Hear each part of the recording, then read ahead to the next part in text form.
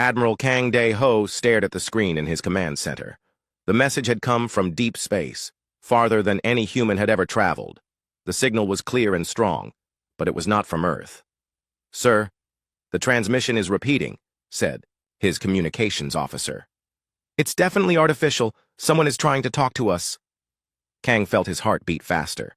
For years, humans had wondered if they were alone in the universe. Now, they had their answer. He picked up his secure phone and called the president.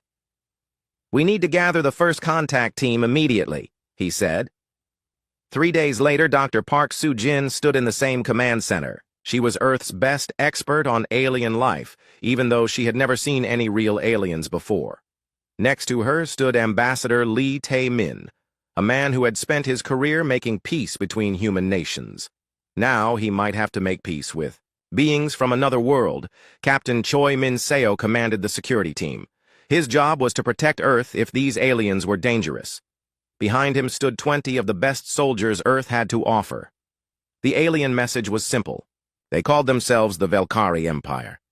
They said they came in peace. They wanted to meet with Earth's leaders to discuss trade and friendship. "What do you think, Doctor?" asked Admiral Kang. Park looked at the data they had collected. The alien ships were huge, much bigger than anything humans had built. But they had stopped far from Earth and were waiting for permission to come closer. "They seem peaceful," she said. "If they wanted to hurt us, they could have attacked already." "Ambassador," Lee nodded. "I agree. We should talk to them. This could be the greatest moment in human history." The meeting was set for Luna Base, the human station on the moon. It was close enough to Earth to feel safe, but far enough away to protect the homeworld if something went wrong. When the Valkyrie ship landed, Park was surprised by how beautiful it was. The metal seemed to flow like water, and lights danced across its surface. The ship was 3 times bigger than the largest human building. A door opened in the side of the ship. 3 figures walked out, and Park had to remind herself to breathe. The Valkyrie looked almost human, but not quite. They were tall and thin, with pale blue skin that seemed to glow softly.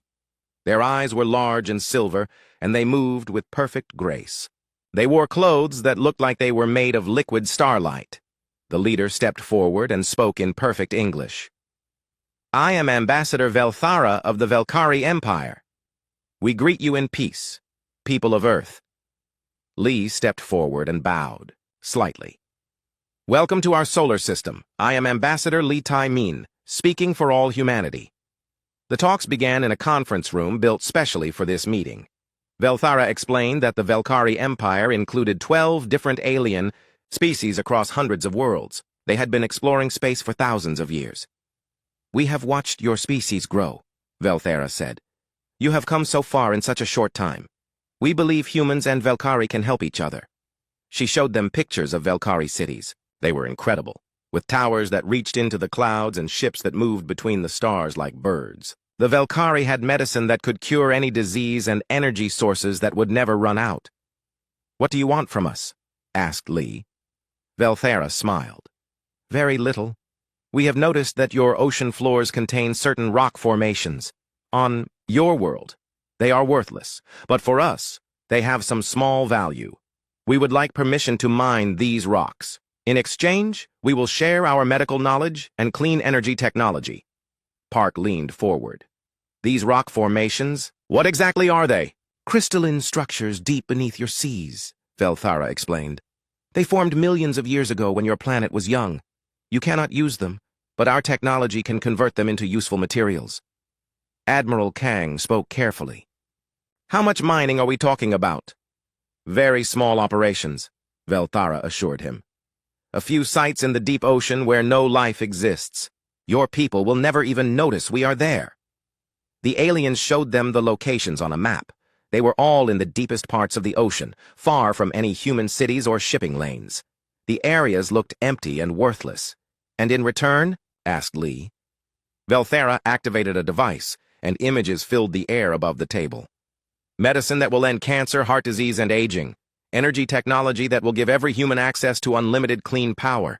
Food production methods that could feed 1 trillion people." Park felt her breath catch. What they were offering could solve every major problem humanity faced. There is one more thing, Velthara said. A gift to show our good intentions. She handed Lee a small device that looked like a crystal flower.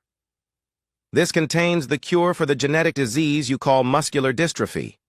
Consider it a sign of friendship. Dr. Park took the device with shaking hands. If this was real, it would save millions of lives. Over the following weeks, Earth's best scientists studied the Velkhari gift. It was real. The cure worked perfectly, with no side effects. News of the breakthrough spread around the world, and suddenly everyone wanted to work with the aliens. But Park noticed something strange. When she tried to scan the Velkhari with her instruments, the readings didn't make sense. Their biology seemed to shift and change, as if her equipment couldn't get a clear picture of what they really were. Maybe it's just their technology interfering, suggested her assistant. Their bodies might have some kind of protective field. Park wasn't sure, but the cure was working, and the Velkhari were offering so much more. Earth's leaders were eager to sign a treaty. Captain Choi was more cautious. Admiral, something feels wrong about this. They're being too generous. No one gives away technology like this without wanting something important in return. They want mining rights to worthless rocks on the ocean floor, Kang replied. It seems like a fair trade. Does it? Choi asked. Sir, I've been a soldier for 20 years. When someone offers you everything you want and asks for almost nothing, they're usually planning to take much more. But the pressure to sign was enormous. The Velkhari cure had already saved thousands of lives. They were promising to share knowledge that would transform human civilization. Ambassador Lee met with world leaders. The vote was unanimous. Earth would sign the peaceful cooperation treaty with the Velkhari Empire. The signing ceremony was held at the United Nations building in New York. Velthara signed for the Velkhari, while the Secretary General signed for humanity. Cameras recorded every moment for history. Today marks a new age for both our peoples, Velthara said. May this friendship last forever. As she spoke, massive Velkhari ships began entering Earth's atmosphere. They were mining vessels, the aliens explained, coming to begin their work on the ocean floor. The ships were beautiful and silent as they descended toward the seas. Park watched from the observation deck of a research vessel. The alien ships looked peaceful as they settled onto the ocean's surface, but something bothered her. She pulled out her scanner and pointed it at the nearest Velkhari ship. The readings were impossible. According to her instruments, the ship was full of weapons. That can't be right, she muttered, adjusting the settings. But the readings stayed the same. The beautiful, peaceful mining ships were actually warships. Park reached for her communicator to call Admiral Kang, but stopped. What if she was wrong? What if her equipment was malfunctioning? The treaty was signed. The aliens were already beginning their work. If she raised a false alarm now, it could destroy the most important alliance in human history. She decided to wait and gather more evidence. It was a decision she would regret for the rest of her life. 3 miles below the surface, the first Velkhari mining beam activated. It cut through rock and metal like they were made of paper, creating a perfect tunnel straight down into the Earth's crust. The beam was designed to do much more than mine crystals, but the humans didn't need to know that yet. Ambassador Velthara stood on the bridge of her command ship and smiled. The foolish humans had given them everything they wanted. Soon, Earth would join the other 17 worlds that had made the same mistake. The Velkhari Empire had a simple strategy. They always came in peace first. 6 months had passed since the Velkhari began their mining operations. Dr. Park Soo-jin stood on the deck of the research ship Busan, watching something that made her stomach turn. The water around the alien mining site was wrong. It should have been deep blue, but instead, it was a sickly green color. Dead fish floated on the surface as far as she could see. The smell of death filled the air. Dr. Park, you need to see this, called her research partner, Dr. Bae Hyun-ki. He was standing over a tank of seawater they had collected from near the mining site. Park looked into the tank. The water seemed to be eating away at the metal container. Small creatures that lived in the ocean were dissolving before her eyes. This isn't normal mining damage, Bae said quietly. Whatever they're doing down there, it's poisoning everything. For hundreds of miles. Park felt sick. We have to report this immediately, But when they tried to contact the Velkhari about the environmental damage, Ambassador Velthara seemed unconcerned. "Some disruption is normal during resource extraction," she said over the video link. "Your primitive sea life will adapt or be replaced with better species from our worlds."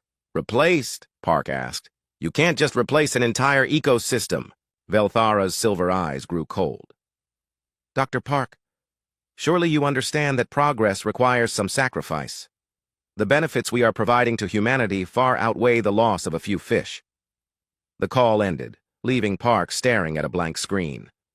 For the first time, she realized the aliens didn't care about Earth's life at all. Lieutenant Commander Yoon Soo-young discovered the next piece of the puzzle. She was conducting routine patrols around the mining sites when her submarine's sensors picked up something strange. "Captain, the Velkhari ships are using some kind of energy beam that goes much deeper than they said," she reported to her commander. "They're not just mining the ocean floor, they're drilling all the way down to the planet's core." Her submarine moved closer to investigate. Through the murky water, she could see the Velkhari mining beam cutting down into the earth like a sword of light. But around the beam, the water itself seemed to be changing. It was becoming thicker, more acidic. Fish that swam too close simply disappeared. "Get us out of here," she ordered. "Something is very wrong." As they retreated, Yoon noticed something else. The mining sites weren't randomly placed. They formed a pattern around the globe, like someone was drawing a design on the planet itself. Colonel Shinwoo Jin made an even more disturbing discovery. His Special Forces team had been watching the Velkhari research stations that had appeared on remote islands around the world. The aliens said these stations were for studying Earth's environment, but when Shin used long-range cameras to watch the stations, he saw weapons, big ones. Energy cannons that could destroy entire cities were hidden inside buildings that looked like peaceful research labs. "Admiral, we have a problem," he reported to Kang Dae-ho during a secure video call. "The Velkhari have been lying to us from the beginning. Those research stations are military bases." Admiral Kang felt his blood turn cold. "Are you certain?" "I've been watching them for weeks, sir. They're building an invasion force right under our noses." Kang immediately called Ambassador Lee Tae-min. They needed to confront the Velkhari about these discoveries. The meeting took place at the same conference room where the treaty had been signed. This time, the atmosphere was very different. "Ambassador Velthara," Lee began carefully, "we've noticed some concerning issues with your operations. The environmental damage is much worse than you predicted, and some of your facilities appear to be military in nature." Velthara looked at him for a long moment. Then she smiled, but it wasn't a friendly smile anymore. "Ambassador Lee, your species has served its purpose. The time for pretending is over." The lights in the room dimmed, and more Velkhari entered. These weren't dressed in beautiful clothes like Velthara. They wore dark armor and carried weapons. "You see," Velthara continued, "your planet contains something much more valuable than you realize. The crystals we're mining aren't just useful materials. They're the key to building weapons that can crack planets in half. And Earth has enough of these crystals to power our empire for 1,000 years. Lee stood up slowly. "You're breaking our treaty." "There never was a treaty," Velthara laughed. "There was only a trick to keep you calm while we prepared. We've done this 17 times before, on 17 different worlds. It always works the same way." She activated a device, and images appeared in the air. They showed other planets, other species. All of them were dead or enslaved. "This is what happens to worlds that have what we need," she said. "First we come in peace. Then we take what we want. The survivors become our workers." At that moment, alarms began ringing throughout Luna Base. Through the windows, they could see massive ships dropping out of hyperspace around Earth. The Velkhari invasion fleet had arrived. Velthara looked at her communication device. "Ah, perfect. Timing. Let me introduce you to Empress Velandra, ruler of the Velkhari Empire." A new hologram appeared. The Empress was tall and terrible, with skin like white ice and eyes like black holes. When she spoke, her voice made the room shake. "People of Earth, you have something we need. Submit now, and some of you will live as our servants. Resist, and we will turn your world into glass." The hologram changed to show Earth from space. Velkhari warships surrounded the planet like a swarm of angry insects. There were hundreds of them. You have 1 hour to surrender, the Empress continued. After that, we will demonstrate our power on one of your cities. The transmission ended. Ambassador Lee looked at the Velkari soldiers surrounding them. Why? Tell us this now, he asked. Why not just attack? Velthera shrugged. It's more efficient when the local population cooperates. Fear works better than force in the beginning. On Earth, Captain Nam Ji-Hu watched the alien fleet from his position at Luna Defense Station Sejong. His hands shook as he counted the enemy ships. Earth's entire space navy had maybe 50 vessels. The Velkari had brought 10 times that number. Sir, incoming transmission from Admiral Kang, his communications officer reported. Kang's face appeared on the screen. Behind him, alarms were ringing and people were running. Captain, I'm ordering a full evacuation of all civilian stations. Get everyone to the escape pods. What about fighting, sir? Kang was quiet for a moment. Look at your screens, Captain. Count their ships. We can't win this fight. But even as he said it, Kang knew some humans wouldn't give up. Captain Choi Min-seo was already organizing resistance cells on Earth. If humanity was going to die, they would die fighting. An hour passed. Then the Velkari kept their promise. The city of Sydney, Australia, was chosen for the demonstration. Captain Nam watched in horror as 5 Velkari ships positioned themselves above the city. A beam of pure energy shot down from space. In seconds, Sydney was gone. 3 million people turned to ash. The land where the city had stood became a crater of melted glass. This is what resistance gets you, Empress Velandra announced to the world. We will do this to every city until you surrender. Admiral Kang knew he had no choice. Earth's weapons couldn't even scratch the Velkari ships. Fighting would only get more people killed. This is Admiral Kang Dae-ho of the United Earth Defense Force, he said in a broadcast to the whole planet. I am officially surrendering on behalf of all humanity. Lay down your weapons. Don't make them angry. But his surrender broadcast was interrupted. Captain Choi Min-seo appeared on every screen, transmitting from a hidden location. This is Captain Choi Min-seo. I do not recognize Admiral Kang's surrender. Any human who wants to fight, find me. Any human who wants to live free, join the resistance. Choi looked directly into the camera. They came for our resources. They thought we would just roll over and die. But they don't know humans very well. He paused, and when he spoke again, his voice was full of cold anger. They wanted our crystals. They wanted our world. But they're about to learn what human fury looks like. The transmission cut out. Across Earth, people made their choices. Some went to the surrender points the Velkari had set up. But others disappeared into the mountains, the forests, and the abandoned cities. The war for Earth was about to begin. Dr. Park Soo-jin was one of those who chose to fight. As Velkari soldiers rounded up scientists at her research station, she slipped away with her most important data. The aliens had made one mistake. They had shown her their true nature too soon, and now she knew exactly what they were and how they might be stopped. The resistance would need every advantage they could get. The real fight was just beginning. Major Song Da-eun crawled through the ruins of what used to be Seoul. 6 months had passed since the Velkari occupation began, and the city looked like hell. Giant domes covered the major population centers, slowly changing the air inside to match the Velkari home world. The atmosphere was becoming poisonous to humans, but the aliens could breathe it perfectly. People who worked outside the domes had to wear masks just to stay alive. Song reached a broken subway entrance and climbed down into the darkness. Below, ground, the old subway tunnels had become the heart of the human resistance. Oil lamps provided dim light, and the walls were covered with maps showing Velkari positions. "Major, you're back," said Sergeant Park Jae-sung. He was a young soldier who had lost his entire unit in the first week of the invasion. Now he led scouting missions through the ruined city. "What's the situation?" Song asked. "Bad," replied Kim. Yoo-jin, an engineer who had been working on improvised weapons. "They're moving people faster now. Thousands every day go to the processing centers. The strong ones get sent off-world to mining colonies. The smart ones either join them willingly or get executed." Song looked at the latest intelligence reports. The Velkari were sorting humans like cattle. Children were being separated from their parents. Families were broken apart. Anyone who showed signs of resistance was eliminated immediately. "We have to do something," she said. We can't just hide down here while they destroy our people. Kim held up a strange-looking device. I might have something. I've been studying captured Velkari equipment. Their technology works on harmonic frequencies, like sound waves, but much more complex. She activated the device, and it made a low humming noise. I think I can disrupt their equipment with the right frequency, but I need to test it on a real target.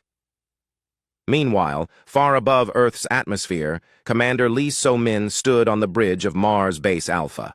She had received Admiral Kang's final transmission before Earth's communication networks were cut off. The message was simple: save who you can. Avenge the rest. Mars Base had only 3 military ships and a handful of civilian vessels. Against the massive Velkari fleet, they were like insects facing a thunderstorm. But Lee refused to give up. Commander, we're picking up signals from the outer system, reported her communications officer. Something strange is happening around Jupiter. Lee looked at the sensor readings. A huge Velkari facility was being built near Jupiter's moons. It looked like some kind of command center with massive communication arrays pointing in all directions. That's how they coordinate their entire operation, she realized. If we could take that out... Commander, with respect, we don't have nearly enough firepower, said Captain Yi Sung-ho. That facility probably has more defenses than our entire fleet. Maybe, Lee said, but they're not expecting an attack from humans. They think we're all dead or captured. She began planning humanity's most desperate mission. They would hit the Jupiter facility with everything they had. Even if they died in the attempt, they might give Earth's resistance a chance. Back on Earth, Dr. Park Soo-jin and Dr. Bae Hyun-ki worked in a secret laboratory hidden deep in the Rocky Mountains. They had been studying captured Velkari technology for months, trying to understand how the aliens really worked. Look at this, Bae said, pointing to a microscopic image. I finally got a clear scan of Velkari tissue. Park leaned over the microscope and gasped. What she saw changed everything. The Velkari weren't really one species. They were parasites wearing artificial bodies. The beautiful blue-skinned humanoids were just shells. Inside each shell, a horrible worm-like creature controlled everything. That's why our scanners couldn't get clear readings, Park said. They're not really alive in the way we understand life. They're machines controlled by parasites. Bae nodded grimly. And look at this frequency analysis. The parasites use specific sound waves to control their host bodies. If we could disrupt those frequencies, the artificial bodies would shut down, Park finished. They would be helpless. It was the breakthrough the resistance needed. But they had to find a way to create the disruption frequency and get it to fighters around the world. On the surface, Major Song's resistance cell prepared for their first major operation. Intelligence reports showed that a Velkari processing center in Busan was holding over 10,000 human prisoners. They were scheduled to be shipped off-world in 2 days. This is our chance, Song told her fighters. We save those people and show the world that humans can still fight back. The team included Sergeant Park's scout unit, Kim Yoo-jin, with her experimental frequency weapon, and 30 volunteers who had lost everything to the aliens. They weren't professional soldiers, but they were angry, and that made them dangerous. Thus, plan was simple. Kim's frequency device would disrupt the Velkari guards' equipment. Song's fighters would storm the facility and free the prisoners. Escape routes through the mountains were already prepared. But as they prepared to move out, a new intelligence report arrived. The Velkari weren't just planning to ship prisoners off-world. They were accelerating their timeline for something, called the final cleansing. What does that mean? Song asked the resistance member who brought the news. According to our source inside the processing center, they're going to poison the entire atmosphere in 30 days. Make it completely unbreathable for humans. Anyone not wearing Velkari breathing equipment will die. The room fell silent. 30 days to save their entire species. Then we better make this raid count, Song said. The attack on the Busan processing center began at midnight. Kim activated her frequency weapon from a hidden position on a nearby hill. The device sent out waves of sound that human ears couldn't hear, but the effect on the Velkari was immediate. The alien guards stumbled and fell as their artificial bodies stopped responding properly. Their weapons powered down, and their communication systems failed. Song led her fighters through the facility's outer defenses. They moved quickly and quietly, using the darkness to their advantage. The Valkyrie had never faced a serious human attack before, and their overconfidence worked against them. Inside the processing center, they found horrors beyond imagination. Humans were kept in cages like animals. Men, women, and children were separated and marked for different fates. Some would become laborers, others would be used for medical experiments, and the rest would be eliminated as unnecessary. "Get everyone out," Song ordered. "Leave no one behind." The rescue took 3 hours. By dawn, over 8,000 prisoners had been freed and were making their way through hidden mountain paths to safety. But the victory came at a terrible cost. The Valkyrie response was swift and brutal. Empress Velandra ordered the immediate execution of all remaining prisoners in processing centers worldwide. Cities that had shown any signs of resistance were bombed from orbit. But worse was the acceleration of the final cleansing. The 30-day timeline was cut to 15 days. "We hurt them," Song said, as she watched alien bombers destroy what was left of Busan. "That's why they're angry." Captain Choi Min-seo's voice crackled over their radio from his hidden command center. "All resistance cells, this is Phoenix Command. The enemy is moving faster than expected. We need to coordinate our next move carefully." He paused, and his voice became harder. "They think they can scare us into giving up. They think killing more of us will break our spirit. They're wrong." Around the world, similar scenes were playing out. In the Amazon, former Brazilian special forces were using the jungle to launch hit-and-run attacks. In the Sahara, nomadic tribes who knew the desert better than any alien were disrupting supply lines.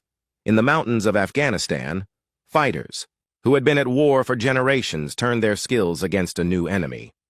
The Valkyrie had expected broken, demoralized humans. Instead, they found an enemy that got more dangerous when cornered.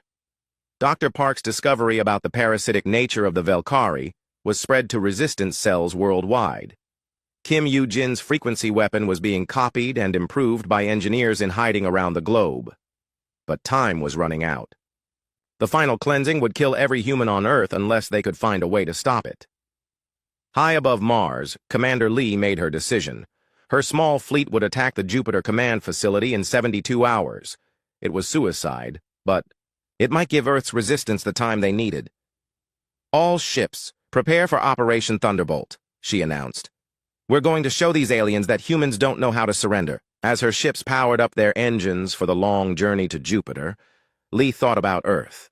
Somewhere down there, humans were fighting against impossible odds. The least she could do was fight alongside them. The resistance had learned something important in the past 6 months. The Valkyrie were powerful, but they weren't invincible. They made mistakes when they were angry, and they could be hurt. Most importantly, they had underestimated what humans would do to protect their home and their freedom. That mistake was about to cost them everything. Commander Lee So-min's fleet approached Jupiter like ghosts in the darkness. 12 ships now made up humanity's space force, built from salvaged parts and desperation. They had spent 2 weeks traveling through the outer solar system, avoiding Valkyrie patrols. Lieutenant Kang Min-ho piloted the lead fighter, a modified mining vessel armed with improvised weapons. Behind him flew Captain Ro Ji-woo in a converted cargo hauler that now carried humanity's first plasma cannon. "Target acquired," Kang reported over the comm. "The command station is huge. It's got to be 20 miles across." Lee studied the enemy facility through her ship's view screen. The Valkyrie Command Center hung in space near Io, Jupiter's volcanic moon. Massive communication arrays reached out like the arms of a metal spider, sending signals to every Valkyrie force in the solar system. "Remember the plan," Lee told her pilots. "We only get one chance at this. Hit the communication arrays first, then the power core. If we can knock out their coordination, Earth's resistance might have a fighting chance." The attack began at 600 hours ship time. Kang's fighters screamed toward the station, dodging defensive fire from automated weapons. The Valkyrie hadn't expected humans to make it this far into space, and their defenses were designed to stop large fleets, not small, fast ships. "First array down!" Kang shouted as his plasma bolts tore through a massive antenna. Captain Ro followed, up with a torpedo strike that destroyed an entire communication hub. Explosions lit up the darkness as human fury met alien technology, but the station fought back. Energy beams lanced out from hidden weapons, and several human ships disappeared. In balls of fire. "This is suicide," one pilot radioed. "Then we die for something worth dying for," Lee replied, bringing her command ship around for an attack run on the station's core. On Earth, the effects of the space battle were felt immediately. Valkyrie forces suddenly lost contact with their commanders. Orders stopped coming down from orbit. For the first time since the invasion began, the aliens looked confused and uncertain. Major Song Da-yun saw her chance. "All units, this is the moment. Hit them while they're blind." Across the planet, resistance cells launched coordinated attacks. In New York, fighters emerged from the subway tunnels to assault processing centers. In London, survivors who had been hiding in the ruins struck at alien supply depots. The frequency weapons that Dr. Park and Kim Yoo-jin had developed turned the tide in dozens of small battles. The Valkyrie guards stumbled and fell as their artificial bodies malfunctioned, their weapons powered down at the worst possible moments. For the first time, humans saw their seemingly invincible enemies looking afraid. General Kwon Tae-hyuk, the former head of Asian Pacific Defense, coordinated the global uprising from a hidden bunker in the Korean mountains. He had been gathering intelligence for months, waiting for the right moment to strike. "All resistance commands, this is Operation Wildfire," he broadcast on encrypted channels. "Hit every target simultaneously. Show them what happens when you corner a dangerous animal." The Valkyrie response was swift but uncoordinated. Without clear orders from their command structure, individual units made their own decisions. Some retreated to heavily defended positions. Others lashed out wildly, destroying anything that moved. Empress Velandra, monitoring the situation from her flagship in Earth orbit, realized the humans had done something impossible. Somehow, they had struck at the heart of the Valkyrie command. "Structure! How did they get ships to Jupiter?" she demanded of her advisors. "Unknown, Empress. Our patrols report no human vessels in the outer system." Velandra's artificial face twisted with rage. "Find them and destroy them, and accelerate the final cleansing immediately!" Back at Jupiter, Commander Lee's desperate gamble was paying off, but at a terrible price. Half her fleet was gone, and the survivors were running low on ammunition. "Commander, the station's core is heavily shielded," reported Captain Rowe. "Our weapons aren't getting through." Lee made a decision that would be remembered forever. "All ships, this is Lee. I'm going to ram the core. Cover me!" "Commander, no!" Kang shouted. "There has to be another way!" "There isn't time," Lee replied calmly. "Tell Earth that we did our duty." Her ship, the converted freighter Incheon, accelerated toward the station's power core.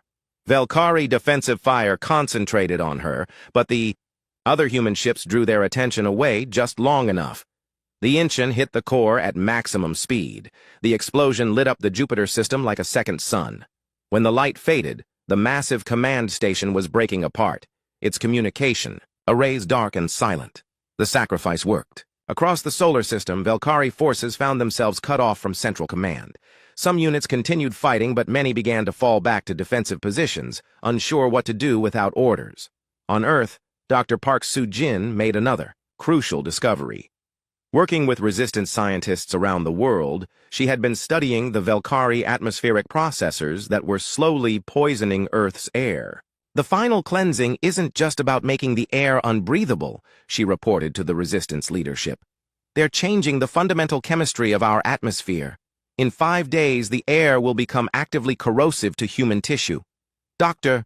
Bae Hyun-ki looked up from his instruments. "But there's something else. The process requires precise harmonic resonance to work properly. If we could disrupt that resonance, we could stop the process," Park finished. "Maybe even reverse it. The problem was scale. To disrupt the atmospheric processors worldwide, they would need to broadcast the disruption frequency from orbit. And orbit was controlled by the Valkyrie fleet. General Kwon received the report during a firefight with Valkyrie forces trying to retake Seoul. "So we need to get into space to save the planet?"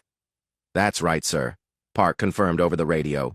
"We need a way to get our frequency weapon to orbital altitude." "Leave that to me," said a new voice on the channel. Colonel Han Soo-ah had been working on the most dangerous mission of the war. For weeks, she had been infiltrating Velkari communication networks, pretending to be a human collaborator. The aliens trusted her enough to give her access to their facilities. "I'm inside their orbital communication station," she reported. "If Dr. Park can get me the right frequency, I can broadcast it through their own equipment." It was impossibly risky. Han would have to maintain her cover while sabotaging the alien equipment from within. If she was discovered, her death would be slow and horrible. "Send me the data," she said simply. "I've got nothing left to lose anyway." As Han worked to reprogram the Velkari systems, another piece of the puzzle fell into place. Intelligence. Officer Colonel Shin Woo-jin had been monitoring alien communications during the chaos. "General, I'm picking up signals from outside our solar system," he reported. "It sounds like other species are rebelling against the Velkari, too." The intercepted messages were fragmented, but the meaning was clear. On 17 different worlds, enslaved species were rising up against their Velkari masters. News of Earth's resistance had somehow spread across the galaxy, inspiring others to fight. "The aliens have enemies everywhere," Shin continued. "If we can coordinate with them," General Quan smiled grimly, "then the hunters become the hunted." But time was running out. The final cleansing was scheduled to complete in 72 hours. Earth's atmosphere was already becoming difficult to breathe without protection.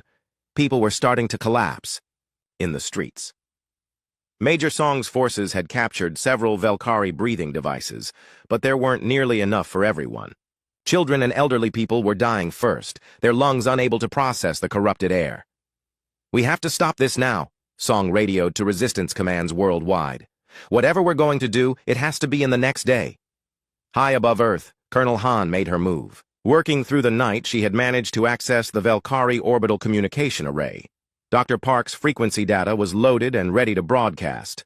But as she prepared to activate the system, alarms began ringing throughout the alien station. Her infiltration had been discovered. "Human spy detected in Communication Center 7, announced a mechanical voice. Velkari soldiers were closing in on her position. Han could hear their footsteps in the corridor outside. She activated the frequency, broadcast, and held down the transmission button. Around the world, the harmonic disruption signal began interfering with Velkari atmospheric processors. The alien soldiers burst through the door just as Han smiled and spoke her last words. "Earth sends its regards." The frequency weapon worked. Across the planet, the atmospheric processors began shutting down. The poisonous atmosphere started to clear, and humans could breathe freely again. But the Velkari weren't finished. Empress Velandra had one final card to play. If she couldn't have Earth's resources, she would make sure no one else could either. Her flagship began charging its most powerful weapon, a device that could destabilize Earth's sun and destroy the entire solar system. "If I cannot rule this world," she announced to her remaining forces, "then I will see it burn." The weapon would be ready to fire in 6 hours. After that, Earth and everything in it would be nothing but cosmic dust. The final battle for humanity's survival was about to begin. General Kwon Tae-hyuk stood in his command bunker, watching data streams from resistance cells around the world. The atmospheric processors were shutting down, but new intelligence made his blood run cold. "Sir, we're detecting massive energy build-up from the Velkari flagship," reported his communications officer. "Whatever they're charging up there, it's 10 times more powerful than anything they've used before." Dr. Park Soo-jin's voice crackled over the radio from her hidden laboratory. "General, I've analyzed the energy signature. It's a stellar destabilization weapon. They're going to make our sun explode." Kwon felt the weight of humanity's fate on his shoulders. "How long do we have?" 4 hours, maybe 5. After that, the entire solar system becomes a cloud of superheated gas. Across Earth, the news spread through resistance networks. The Velkari Empress had decided that if she couldn't have Earth, no one could. It was the final act of a dying empire. But it would take humanity with it. Lieutenant Colonel Jang Hye-jin led the assault on the North American atmospheric processors. Her team had just finished destroying the facility when the new orders came through. "All units, new priority. Target," Kwan's voice announced. "We need to reach the Velkari orbital platforms. Someone has to get up there and stop that weapon." Jang looked up at the sky, where alien ships still circled like vultures. "Sir, how exactly are we supposed to get to orbit?" Our space program died with the invasion. We're working on it, Quan replied. Hold your positions and wait for further orders. Captain O. Sejun was leading Marine units in the liberation of African mining complexes when the call came. His forces had been using captured Valkyrie equipment against its former owners, and they had learned something important. General, the alien ships are vulnerable to their own frequency weapons, he reported. If we can get close enough to their landing craft, we might be able to commandeer them. Do it, Quan ordered. We need every ship we can get. Around the world, desperate battles erupted as human forces tried to capture intact Valkyrie vessels. The aliens fought fiercely to protect their ships, knowing that losing them meant being stranded on a hostile world. But humans had learned to fight dirty during the occupation. They used the environment against their enemies, setting traps in, ruined cities, and turning the aliens' own technology into weapons. In the Australian outback, Captain Moon Sang-wook's team managed to capture a Valkyrie transport ship. The aliens had underestimated human stubbornness and paid for it with their lives. One ship secured, Moon reported. But it's only big enough for 20 people, and we don't know how to fly it yet. That problem was solved by Kim Yoo-jin, the engineer who had developed the first frequency weapons. Working with captured alien technology, she had figured out the basic principles of Valkyrie flight systems. The ships are controlled by harmonic interfaces, she explained over the radio. Think of it like playing a musical instrument, but the music controls gravity and momentum. It wasn't easy, but humans had always been good at learning new things quickly. Pilots who had never seen alien technology before were soon flying captured ships through Earth's atmosphere. The real breakthrough came when Dr. Bae Hyun-ki made a discovery that changed everything. Hidden in the Rocky Mountain laboratory, he had been studying the wreckage of a Valkyrie dreadnought that had crashed during the early battles. Park, you need to see this, he called to his research partner. I've figured out how their stellar weapon works. Dr. Park looked at Bae's analysis and gasped. It uses harmonic resonance to destabilize the nuclear fusion in the star's core. But look at this frequency signature. It's exactly opposite to the frequency we use to stop their atmospheric processors, Bae finished. If we could broadcast a counter-frequency, we could turn their own weapon back on them, Park said. But we'd need massive power to do it, and we'd have to get the signal to their flagship. Admiral Kang Dae-ho, who had been presumed dead since the surrender, suddenly appeared on Resistance communication channels. He had been hiding in a secret command bunker, coordinating operations while pretending to be dead. All units, this is Admiral Kang. I'm still here, and I have a plan. His voice was different now, harder, colder. Months of watching his world burn had changed him. We're going to take the fight to them. Every ship we've captured, every pilot we've trained, every weapon we've built. Everything goes into one final assault on the Valkyrie fleet. General Quan coordinated the impossible plan. Human forces around the world began converging on captured Valkyrie ships. Former soldiers, civilian volunteers, scientists, and engineers. Anyone who could hold a weapon or operate equipment. Captain Choi Min-seo emerged from his hidden command center for the first time since the invasion began.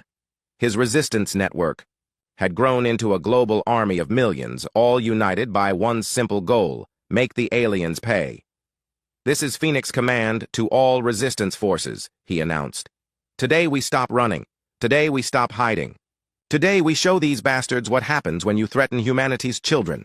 The fleet that assembled above Earth was unlike anything that had ever flown. Captured Valkyrie ships flew alongside human vessels that had been rebuilt with alien technology. Civilian cargo haulers carried weapons that could crack mountains. Mining ships had been turned into assault vessels. It wasn't pretty, and it wasn't professional, but it was angry, and it was determined. Admiral Kang took command of the operation from the bridge of a captured Valkyrie cruiser. Next to him stood Captain Choi and General Quan, united for the first time since the war began. Fleet status report, Kang ordered. 37 combat vessels ready for action, reported Captain Moon. Weapons are charged, and all pilots know their assignments. And our secret weapon? Asked Quan. Dr. Park's voice came over the comm from a specially modified ship in the center of the fleet. Counter-frequency generator is online and ready, but we need to get within 10,000 kilometers of their flagship to make it work. That puts us right in the middle of their defensive grid. observed Captain Choi. I know, Kang replied. This is going to hurt. Empress Velandra watched the approaching human fleet from her flagship's bridge. Her artificial face showed no emotion, but inside, the parasite that controlled her was furious. Primitive insects, she hissed. Do they think their stolen ships can threaten the might of the Velkari Empire? Her fleet had been reduced to 50 vessels, but they were still more advanced than anything humans could field. The stellar weapon was 90% charged.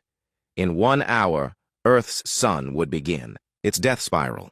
All ships, prepare to destroy the human fleet, she ordered. Leave no survivors. The final battle began in the darkness between Earth and the Moon. Human ships charged straight into the Velkari defensive line, accepting terrible losses to clear. A path for Dr. Park's frequency ship. Captain Moon's cruiser took 3 direct hits and kept fighting. Lieutenant Colonel Zhang's converted transport rammed a Velkari destroyer and took it down with her. Captain O's Marines boarded an alien dreadnought and fought room by room to control it. Frequency ship, you're clear, Admiral Kang shouted over the comm as his own vessel shielded Park's ship from enemy fire. Make your run. Dr. Park activated the counter-frequency generator and aimed it at the Velkari flagship.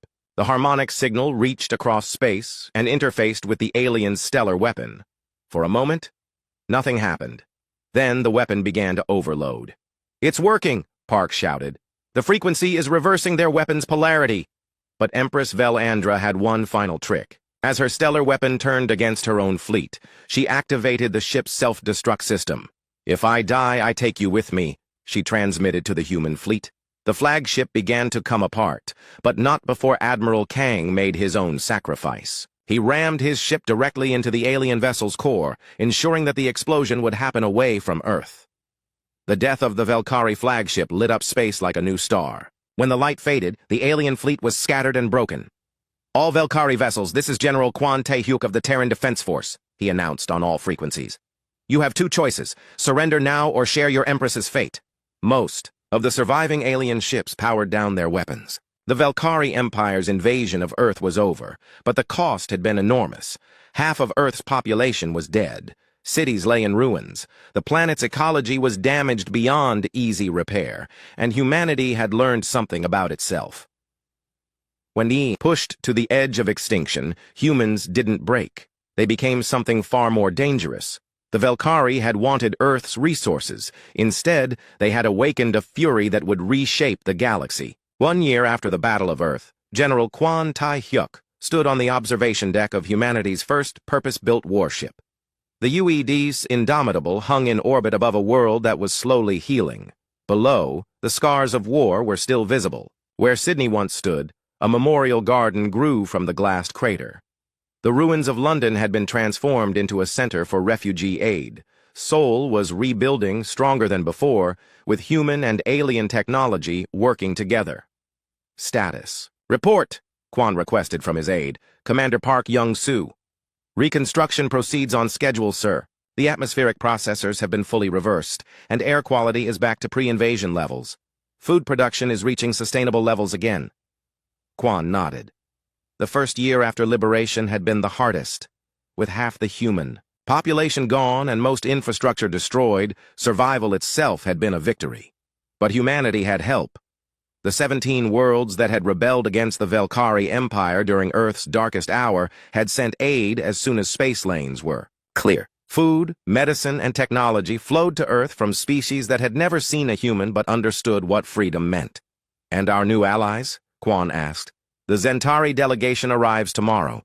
They're eager to formalize the Mutual Defense Treaty. Same with the Carillion Republic and the Free Worlds of Andromeda.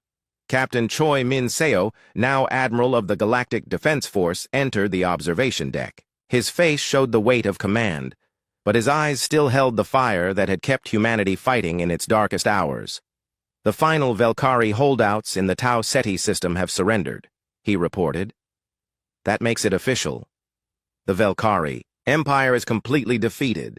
It had taken a full year to hunt down the remaining Velkari forces. Unlike their former empire, which had ruled through fear and brutality, the new Terran Federation offered captured enemies a choice: integration or exile to the galaxy's outer rim.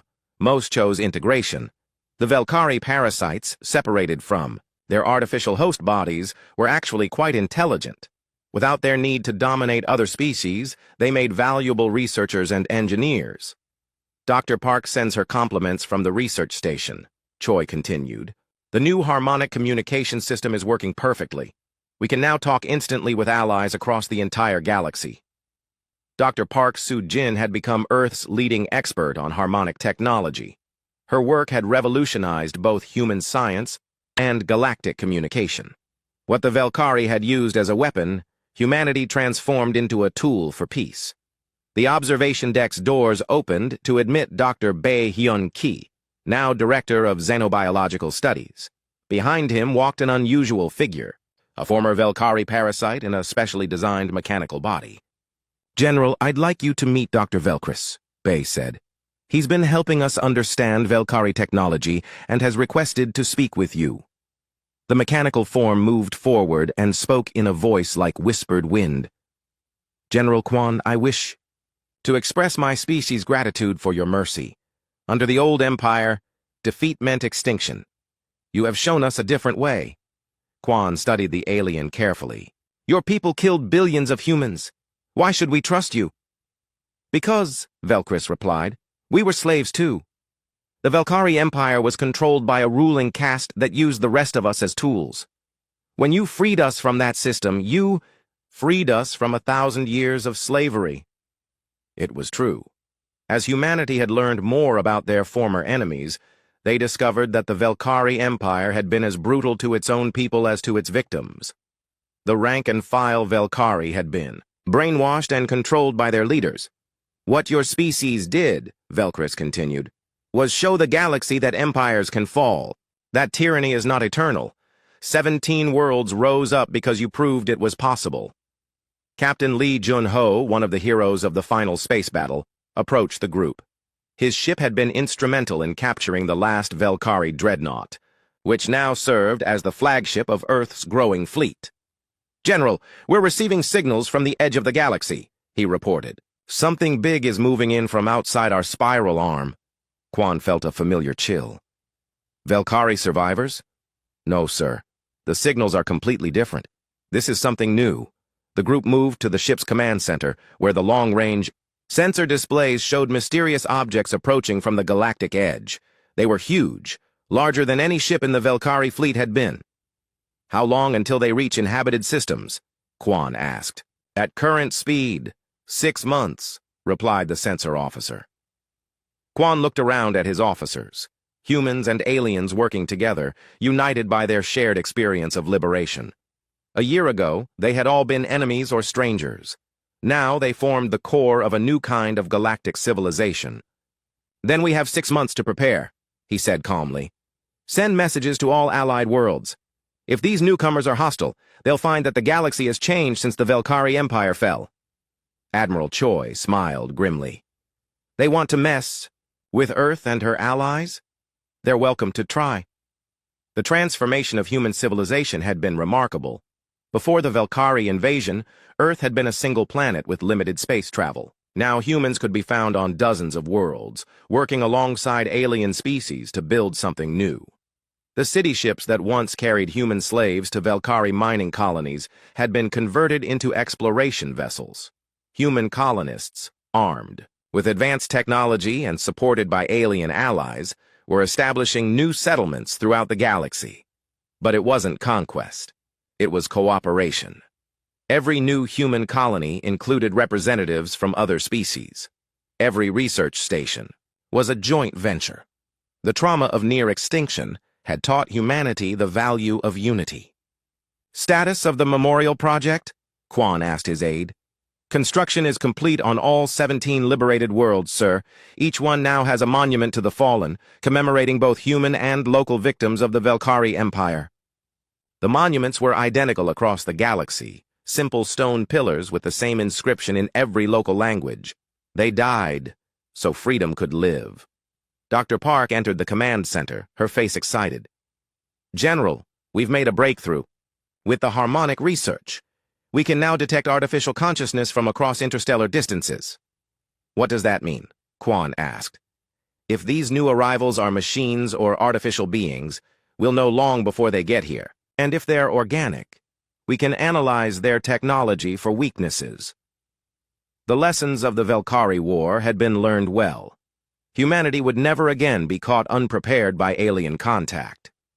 There's something else, Park continued. We've been monitoring communication signals from the Andromeda galaxy. There are signs of a massive war going on over there. Billions of voices calling for help. Quan felt the weight of decision. Earth and its allies were still rebuilding from their own war. They weren't ready for another galactic conflict, but they were ready to help those who couldn't help themselves. Draft a message to the Allied Council, he ordered. Begin discussions on sending a relief expedition to Andromeda. If there are people over there fighting for their freedom, they deserve our support. Admiral Choi raised an eyebrow. Sir, that's 2 million light-years away. Even with our new ships, it would be a one-way trip. Then we better make sure the volunteers understand that, Quan replied. But I have a feeling we won't lack for people willing to go. He was right. When the call went out across the Terran, Federation and its allies, applications poured in from every species and every world. The galaxy had learned something from humanity's example, that freedom was worth any sacrifice. As the meeting broke up and officers returned to their duties, Quan remained on the observation deck, looking out at Earth. The planet was green again, its oceans clean, its skies blue. Children played in parks where alien weapons had once burned the ground. Captain Moon Sang-wook joined him, carrying a data pad with the latest reports from the outer colonies. Any regrets, General? Moon asked. Quan considered the question. About the war? No. About the cost? Every day. The Velkari started something they couldn't finish, Moon observed. They wanted our resources, Quan said quietly. Our minerals, our world, our people as slaves. They thought we were weak because we were peaceful. He paused, watching a transport ship carry supplies to the Mars colonies. They didn't understand that sometimes the most dangerous animal is the one that just wants to be left alone. Push it too far, corner it, threaten its young. Quan's voice grew harder. They found out what human fury looks like, and now every species in the galaxy knows. Earth's children don't just fight for survival. We fight for freedom. We fight for justice. We fight for those who can't fight for themselves. A communication alert chimed. The mysterious signals from the galaxy's edge were getting stronger. Whatever was coming, it would arrive sooner than expected. Alert all fleet commanders, Quan ordered, and send a message to every world in the Federation. He looked out at the stars, where human ships now patrolled alongside vessels from a dozen different species, all united by a shared commitment to liberty. Tell them the same thing we told the Velkari Empire. Touch our home, face our wrath, threaten our freedom, learn our fury. As alarms sounded throughout the ship and the fleet prepared for whatever was coming, Quan reflected on how much had changed.